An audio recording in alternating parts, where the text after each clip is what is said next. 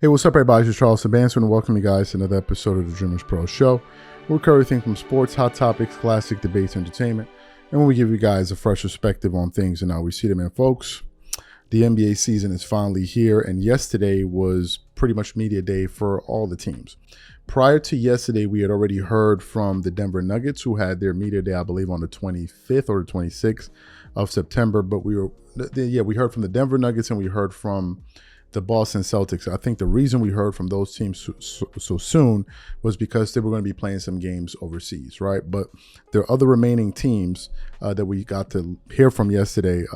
Everyone spoke and we heard from various teams like the Clippers, the Milwaukee Bucks, and others. But the one that I think the entire NBA media was pointing towards was the Los Angeles Lakers. And the Lakers had a bunch of different storylines. Yesterday, of course, you had AD, and what his summer was like and expectations coming into this season. We got to hear from their new rookie head coach in JJ Redick. We even got a chance to see LeBron James and his son Bronny James. They had a moment there on SpectraNet where they were there laughing, and I think it's SpectraNet TV or something like that, where they were there having a moment, having a good time. But then we got a chance to hear from one of the more maligned Lakers last season, and who is that? None other than DAngelo Russell. Now, DAngelo Russell has an interesting history with the Lakers. He actually used to be a Laker in the past, and then he had that forgettable moment with his former teammate Nick Young where he basically snitched on him, and then I think Magic Johnson decided to ship him away from the team. Then he went to the Brooklyn Nets. I think he played for the Golden State Warriors at one point, and then finally he found his way back to the Lakers. And one thing we know about DAngelo Russell is that he's a very talented player, especially on the offensive side of the floor. But we know that where he struggles is from the defensive side. And it was one of the reasons he was benched in various moments yesterday and last year in key stretches for the Lakers, because he was a defensive liability. So what happened? He's speaking to the media, and he's there speaking to James Worthy. And James Worthy is actually talking about, the defense was kind of cohesive last year, pretty solid and all of that. And then DAngelo Russell basically takes it upon himself to say, well, I think I did all right, but overall as a unit in terms of our strategy, I think we could have done a better job and all of this. And then people started flaming him up in the comments under that audio. But before we even get into what DAngelo Russell had to say about the lack of cohesion on the defensive side of the floor last year for the Lakers, today's video is brought to you by our sponsor, Game Time. With only 4 months left until the end of the year, I look forward to creating special moments with family and friends by attending various theaters, shows, plays, and sporting events. And when it comes time for me to look for tickets, I absolutely love to use Game Time. Game Time is one of the most reliable marketplaces for last-minute tickets to the most popular events in sports, music, and theater in more than 60 cities across the United States and Canada.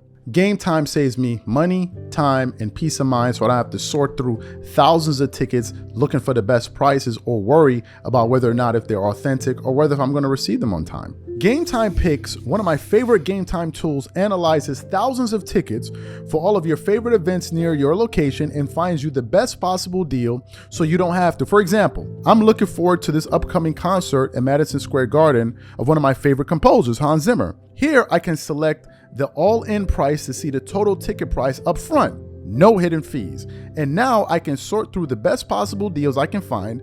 I can choose the cheapest deals, the great deal, or the amazing deal. Once you select the ticket you want, you can use their panoramic seat view to ensure you know exactly what you're getting before you buy. And if you're like me and always make plans at the last minute, you can grab tickets up to 90 minutes after the event has started. So take the guesswork out of buying tickets with Game Time. Download the app, create an account, and use code CLNS for $20 off your first purchase. Again, create an account and use redeem code CLNS for $20 off. And remember, whenever you support this sponsor, you're supporting this channel. Thank you. So what we want to do now is we're going to play exactly what he had to say. It's a very short clip, only like 30, 40 seconds. And then we're going to come back and really get into this, get into the show. Take a listen to what he had to say here. Defensive was steady. I thought consistent. How does that feel this year as you learn how to get stronger and defend on the defensive end? I thought you did a good job last year. I do too, but you know how that goes. I think last year we didn't really have the structure defensively that we needed. As a team. Got it. And that kind of hurt me a little bit trying to help my teammates.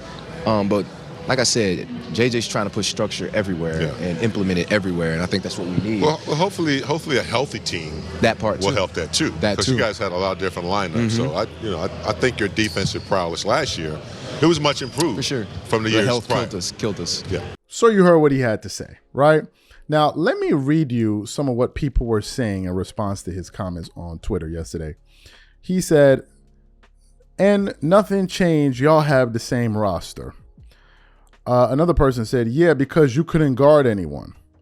Another guy said, "The exact same team this year, though." Another person said, "Wonder how Redick is going to use D'Lo." One other guy said, "Laughing my ass off." Then another person said, "What changed this year? LOL."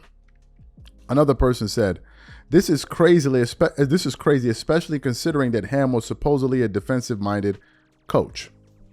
Another person said, let me see, "Darvin Ham punch in air." One other guy said, "We've got a solid defense this season, though. Fingers crossed." I don't know what the hell he's talking about, considering it's the same team. Another person said, "More shots at Darvin Ham. Team couldn't wait to ISO you. Stop it." And people just kept on going on and on and on and on and flaming D'Lo. Why are people flaming D'Lo? Because we saw the footage. We saw games where they had to sub him out of the game because he wasn't competing on the defensive side of the floor. What does that have to do with Darvin Ham? And the strategy. Are you talking about the strategy in terms of help defense and all of that? But if you can't guard your man, what is a coach supposed to do from the sideline? Is he supposed to come on the floor and help you, square up against the offensive player? Like, what am I missing here?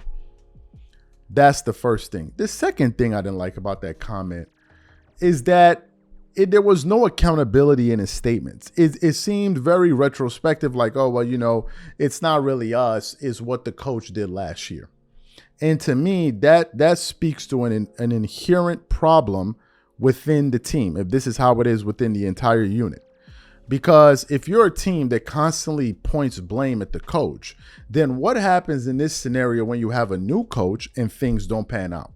What are we going to do? Are we going to start blaming JJ Redick too? Is it going to be JJ Redick? So if the offense doesn't work, it's going to be JJ Redick's offense. But what I think these players don't realize is that a lot of them have been giving JJ a lot of credit. They're saying he is meticulous with his preparation.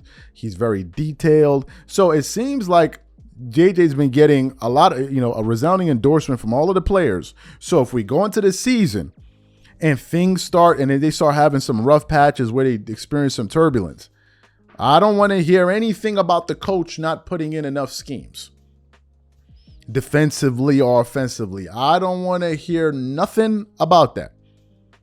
This season is going to come down to the players and whether or not your defensive team has the defensive schemes and coverages that you decide to deploy play a role, but also your willingness to play defense and taking personal pride within yourself also plays a major role. And if we look at history, D'Lo has never been considered a defensive stalwart. No one has ever accused him of being a great defender. And that has nothing to do with Darvin Ham. Do you know why? Because D'Lo has been in the NBA a lot longer than Darvin Ham had been coaching the Lakers. So Darvin Ham is the low-hanging fruit. It's going to be very easy to take pop shots at him because he's no longer there. But at a certain point, we got to now face the future and stop trying to blame a coach that's no longer there. That's my take on it. So what I want to know from you guys, what do you think about what D'Lo had to say? What do you think about my analysis? Whatever you guys think, please leave your thoughts and comments in the comment section. Oh, and also, do you think this team is going to be improved defensively this year? Whatever you guys think, leave your thoughts and comments in the comment section. We catch you on the next show. Peace.